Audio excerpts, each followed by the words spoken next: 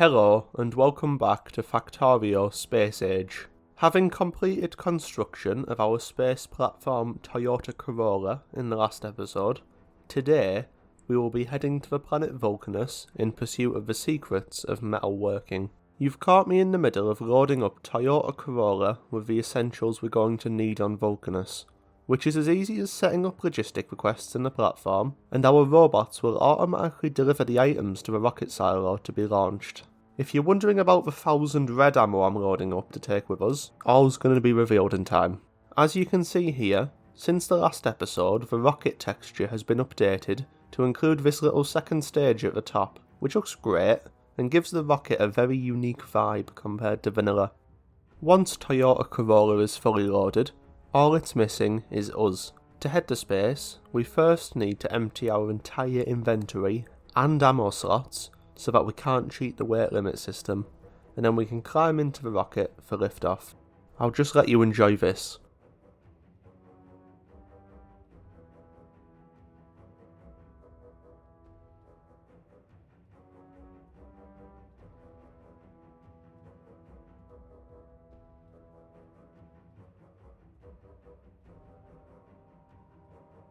Whilst we travel to Vulcanus, I'm just going to quickly address something I'm sure you already noticed. For the first hour of recording here, I wasn't getting any audio from the game for some reason. I fixed it a bit later, which is probably only a few minutes for you, but I apologise for the relative silence for now.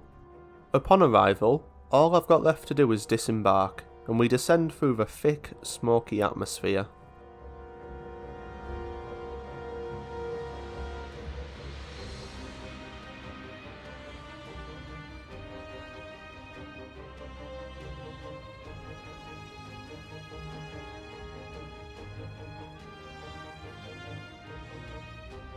I waste no time sending down my resources, starting with a landing pad and some solar panels.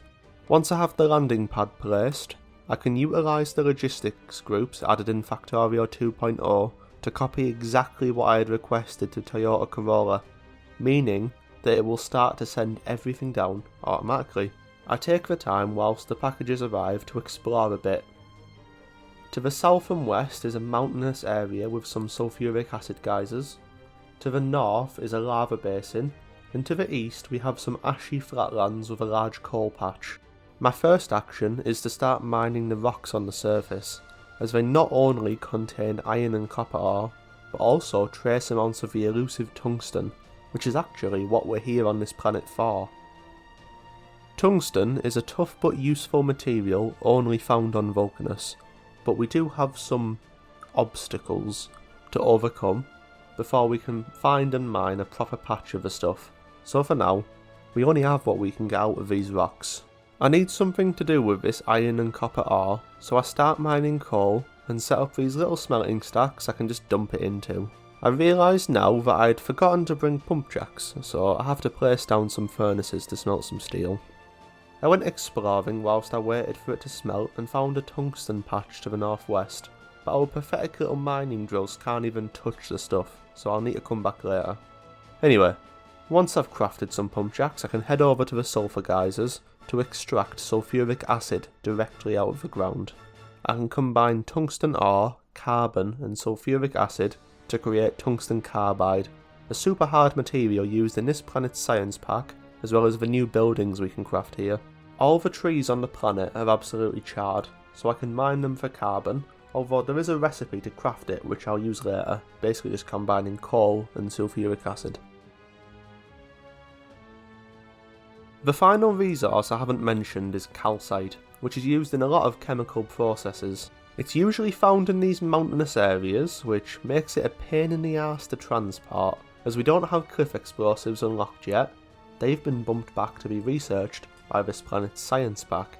Combining 1,000 sulfuric acid with calcite makes 10,000 steam, which as far as Vulcanus goes is probably our best way to make power. Unfortunately, we brought steam engines when this steam is actually way too hot for them to use efficiently, so I need to handcraft some turbines and place them instead.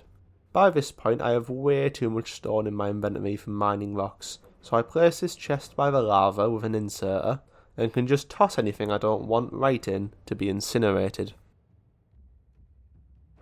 Next up, we can combine sulfuric acid, calcite and coal to make heavy oil. This is a pretty crappy recipe, but it's only meant to be temporary as we unlock proper coal liquefaction using this planet's science pack. For now, I'm just making lubricant as there is one very specific building I want, the foundry. It's a pain to craft, needing lubricant, tungsten carbide, steel, green circuits and reinforced concrete, but it pays off with a crafting speed of 4, a built-in 50% productivity boost, meaning we basically get a free item for every 2 we craft, and most importantly, it can make infinite iron and copper if we pump lava into it. Just watch it go. Every new building added in Space Age looks amazing, but this one might be my favourite. The most powerful part of the foundry, however, is its improved recipes. Each iron ore turns into 15 molten iron, and then 30 molten iron turns into 1.5 steel, meaning that you can turn iron ore into steel in a 4:3 ratio, as opposed to a 5:1 ratio in vanilla. This doesn't matter so much here on Vulcanus, as we get iron and copper for free from lava, but using foundries on other planets will make the most of this. The only real cost is that some foundry recipes require calcite, specifically the ones where you're actually making the molten iron or copper. So anywhere that utilises foundries needs to have calcite shipped to it from here. Before we can really progress any further now, we need to liberate a tungsten patch, and as you can see, I'm preparing for quite a fight. Vulcanus is home to a particularly nasty and viciously territorial species of giant worm known as demolishers, and let's just say, this patch is square in this one's territory. As you can see from the achievement, the mere act of building here has attracted its attention. All we need to do now is wait. It's not long before the thing barrels in from the northeast, and for a creature of its size it can't half travel. It takes hundreds of magazines of red ammo to take the thing down, and this is only a small one. I dread to think what the larger of its species look like. The corpse yields a lot of tungsten, and this weird smoke which seems to interfere with my flying robots. But we can now see on the map that the red highlights marking its territory have disappeared, meaning that this area is now ours to exploit.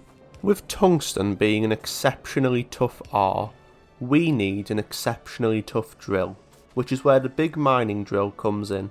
Its tungsten carbide tip allows it to unearth even the toughest of minerals, and exceptional precision means that it depletes patches only half the time that it produces ore, as well as mining 5 times as fast. The only problem is that it needs red circuits, which I didn't have the space, nor the patience, to set up yet, so I ended up sending it from Nalvis in Toyota Corolla, along with enough LDS, rocket fuel and blue circuits to launch 2 rockets back to Nalvis with science. Before I place my first drills on a tungsten patch, it's probably worth mentioning checkpoint technologies. A checkpoint technology is a new feature in Factorio 2.0, which is basically a research where instead of consuming a certain amount of science packs, you instead have to complete a task. For instance, when I crafted my first big mining drill, it finished the research for tungsten steel, and then if I craft tungsten steel, it'll unlock this planet's science pack, the metallurgic science pack. Checkpoint technologies are quite useful because they've sort of guided me through setting up on Vulcanus without overwhelming me with information and too many options. I started producing tungsten steel on the left over here, and the moment the first one crafted and I unlocked the metallurgic science pack, I immediately started crafting that in this foundry. The metallurgic science pack unlocks a few really good technologies. Cliff explosives, which have been sorely missed, tier 4 belts, which will be immensely useful going forward, coal liquefaction, which will boost our oil production massively on this planet, and finally, a new asteroid reprocessing recipe, which, I might find a use for, maybe. I head over to a tungsten patch to further expand our mining operations when I see this big lumbering bastard in the distance.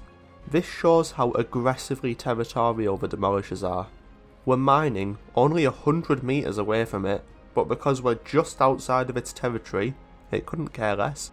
I had a second foundry crafting the metallurgic science pack, and thanks to the crafting speed and productivity, this is probably all the production we're going to need to last us a long time, if not the rest of the game.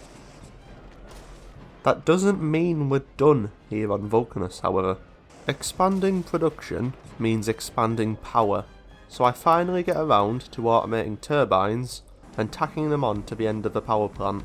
My first use of this power is industrial amounts of molten iron directly on the shore of the lava lakes, as this simplifies getting the lava and dumping the stone. We're going to use all this molten iron to make all 4 tiers of transport belts for almost free, which we can then ship all over the star system to wherever wants them.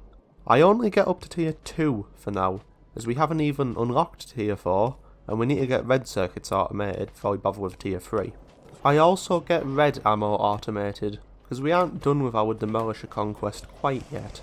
Whilst we were working, the first 1000 metallurgic science packs crafted, which just happens to be the number which we can launch on one rocket, so I get them sent off to Toyota Corolla to be shipped back to Nalvis. I had the bots remotely set up for delivery of the packs to the labs, so once Toyota Corolla has dropped them off, we can immediately begin researching cliff explosives. Once they finish researching, you can see we get a nice little achievement, and I begin working on a mall which will include producing them. The recipe is basically the same as vanilla, just with 10 calcite added on, which means I'm going to need to set up explosives before I can make any. That's pretty simple, as we already have most of the chemicals we need, but it is quite funny that we're mining sulfuric acid to turn it into oil, to turn it into petroleum, just to turn it back into sulfur. Whilst some of that's crafting, I noticed my radars have discovered a few large tungsten patches to the northeast in another worm's territory, so it looks like we have a lava worm on the menu tonight. I get a bit panicky when it destroys some turrets with its eruption attacks, but once it gets into the range of the majority of the turrets, it gets taken down pretty quickly. It's interesting that its body is made up of so much tungsten. Almost makes me wonder if they accumulate trace tungsten on the surface as they move, and if these tungsten patches we're finding are the curled up remains of giant demolishers. When I return, a few cliff explosives have crafted, so we have the ability to destroy any cliffs in our way, but for the moment my attention is on this big open space. I start spitballing a green circuit build utilising metal casting, as we can turn molten copper directly into copper cable. This is a bit off ratio, as the iron foundry can only really support 2 and a bit green circuit assemblers, but once I get the circuits flowing, I'll be able to craft speed modules to make up the difference. I provide the molten iron and copper from this new little build, and the build itself is easily tileable, so I can expand it as much as my demand requires. The next resource I need is plastic for red circuits, so I'm upgrading my oil setup by changing over to that new coal liquefaction recipe I unlocked. The coal for the plastic we're mining using big mining drills to make the most of the lower resource consumption, and with plastic producing we can start looking at the red circuit setup. Every foundry produces enough copper cable to feed an astounding 24 red circuit assemblers, so we can get away with just 2 of them. I then start copying the setup right down the stack, forgetting to add a power pole on the right there.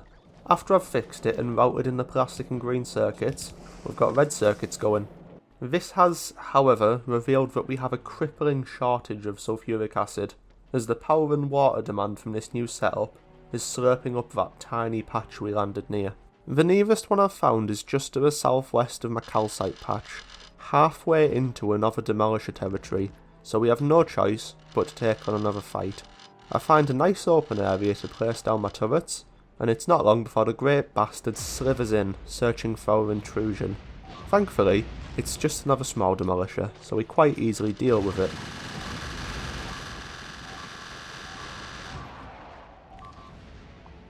Anyone who's watched my videos before will know that my absolute favourite activity in the world is connecting up pump jacks onto oil patches.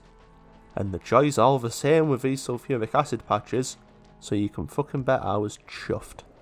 Since we were needing so much water, I go completely overkill on the steam production, since our only method of producing water is condensing the steam, and it's a 10:1 steam to water ratio. Once I've built the new power plant and demolished the old one, I can then put down a new larger oil build, as the old one was barely keeping up even after we upgraded it. The ability to mirror buildings added in 2.0 makes cracking setups much more visually satisfying. The reason I built the oil production all the way down here is that it needs to sponge both steam for the coal liquefaction and water for cracking from the power plant. Now that our bottlenecks are solved, I can get back to circuits. Blue circuits are pretty simple, with sulfuric acid being an elemental resource on this planet, and they're the final ingredient I needed for the 4th tier of belts. So after quickly connecting a new tungsten mine, and then turning it into a bunch of tungsteel, we can finally get turbo belts, which can shift a whopping 60 items per second. Right, so we've got all these cool buildings now, but they're kind of stuck here, since we haven't got rockets automated. So I get around to setting up rocket fuel, which is obviously just the same as it was on Nalvis. Things get interesting with LDS, however, as we can now cast it directly from molten metals and take advantage of the productivity bonus. This means it only takes 4 buildings to make 1 LDS per second, which is pretty crazy without modules. And that's rockets. If we really wanted to leave now, we could. But we aren't done here. Not nearly. My goal right now is to consume 1 of each rocket ingredient a second, which, with these tier 2 productivity modules, translates to about 1 rocket every 40 seconds. I start to place beacons around the silo, but quickly realise that with only tier 1 speed modules, I'm still falling just short of the target, so I start researching tier 2s. Whilst they research and craft, I get on the lookout for a new coal patch, as I need one big enough to sustain oil production for a long time whilst I'm off on other planets, and I settle on this 11 million coal patch to the north in another worm territory. But once I get there and I'm searching for the demolisher, I start to get concerned that I'm far enough away from spawn for this to be a medium demolisher, which I'm terribly ill-equipped to deal with. At this point, if it was a medium, my only choices would be to either just give up on the coal patch, or have to import uranium from Northeast and nuke the thing, although I would have to wait a while for the research to complete.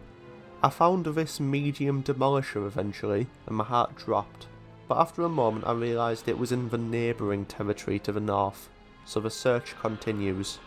I do eventually find it right down to the south, and thankfully it is a small one, so I set up my turrets on this coal patch and prepare for a fight.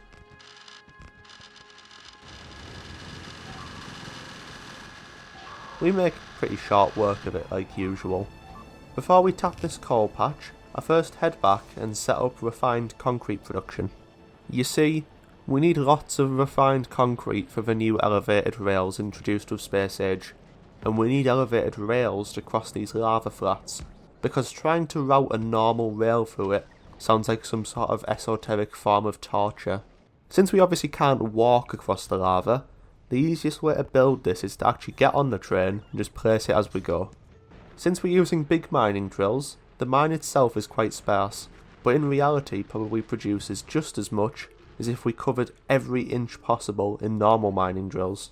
My next step in preparing to leave is improving my calcite mine. We don't really use much calcite at all, so it's probably going to last a long time anyway, but changing it from regular to big drills will more than double that very long time. Although I love Toyota Corolla, and it will continue to serve as a supply ship for Vulcanus, we need to put something better together if we want to visit our next planet, Fulgora. For this reason, I've started automating all the buildings we'll need to construct the platform. I get a space platform starter sent into space and christen it Robin Reliant. I am a fucking idiot. For those not familiar with this three-wheeled masterpiece of British engineering, this is the equivalent of calling the Vulcanus ship Corolla Toyota. It's Reliant Robin, but that doesn't get fixed until next episode. The first improvement I want to make over Toyota Corolla is the cargo size. You might have noticed the 2 cargo bays I had attached to Toyota Corolla's hub, which increased the storage size by 20 each. Well, on Reliant Robin, I want 14 of them. This ship is going to do laps through the inner star system and go to all 4 inner planets, so it needs the cargo capacity to make that work. The power situation at Fulgora specifically is very bad, with solar panels in space only having 20% more production than normal. So to account for this, I'm going to need to make use of a mechanic I haven't really used up to this point: quality. Quality is an additional stat which has been added to items, which comes in 5 tiers. Common, which is the default, uncommon, rare, epic, and legendary. With each increasing tier of quality, one of the stats of the item is increased. So for instance with solar panels, the energy production will be boosted. To get these quality items, all we need to do is place quality modules in the building producing them, which will then give the building a chance to boost the quality of the item when it is crafted. For instance, with the copper wire casting, we have 4 tier 2 quality modules installed, which each boost the quality chance by 2% for a total of 8%, meaning that on 8% of the crafts, the building will produce an uncommon copper wire, and on 8% of these 8% crafts, it will produce rare copper wire. Epic and legendary quality are unlocked later, so that's as good as we can get for the moment. We want rare solar panels, of course, which we can craft through 2 avenues. Any uncommon ingredients we produce can be crafted into uncommon solar panels, which, with quality modules in the assembler, will have an 8% chance to give us rare solar panels. The other avenue is from the very unlikely rare ingredients the foundries will occasionally spit out, which we can just craft directly into rare solar panels. Due to how low the chances of getting the rare ingredients, I just send them down the belt to be destroyed with the other components, but pluck them off into these assemblers at the last moment. Reliant Robin is coming along well in the meantime. I'm of course going to make use of foundries to more than double the amount of ammo we can get from each iron ore chunk, which requires 1 calcite for every 50 iron ore, so it will import that from Vulcanus whenever it's in orbit. You can see this time that I'm utilising a single sushi belt around the platform, which will greatly simplify the logistics, although it may limit our throughput on important items like ammo or iron plates. I realised I wasn't utilising all the rare iron plates and copper wire that were being spit out, so I quickly set up an assembler for rare green circuits, also picking off the waste belt. With Robin Reliant, I've elected to go with a staggered thruster layout, which makes it much more compact, since we can cross-feed fuel and oxidizer through the diagonally correspondent fluid ports. I'm also adding on more solar panels, as I still don't think this is enough to keep the ship running in space around Fulgora. I also plan to put efficiency modules in most of the buildings, especially for the foundries, which account for a massive fraction of the power demand. I even had a go sending up some beacons to put efficiency modules in, so that I could try to squeeze more speed modules into the foundries. When I realised that rare solar panel production was still very slow, I decided to send up the uncommon solar panels I had been accumulating and replace them with rares later once they'd produced. Anyway, so this is my first working prototype of Reliant Robin. It's time to give her a spin and see how she goes. Even with the slightly increased speed, it's clear that our raw damage output is still good enough that as long as these turrets stay loaded, we should make it to our destination safely. On that front, our belts still seem to be well saturated with plates and ammo, and even as we move further out in the system, our power appears to be keeping up. It reaches Nalvis in one piece, but Nalvis isn't the goal, Fulgora is. And with Fulgora being the second furthest out planet in the system, power's going to be a whole nother beast. I have Reliant Robin waiting in Nalvis orbit for the moment the Fulgora destination research finishes, ready to send it out for its test run. Once it sets off, the journey is quite normal to begin with. As we get closer, you can see the asteroid collectors begin to fail as all the machines fight over power. This isn't good. Thankfully it seems that we just about had enough ammo buffered to complete the journey, but going forward I need to add more solar panels and probably more efficiency modules to the foundries. Finally though, we can look down on the surface of Fulgora, seeing only the thick purple clouds blanketing the planet. Again, it seems a manned expedition is in order. But that's going to be next time. Thank you for watching, and a special thanks to my Ko-Fi supporters, whose names are on screen now.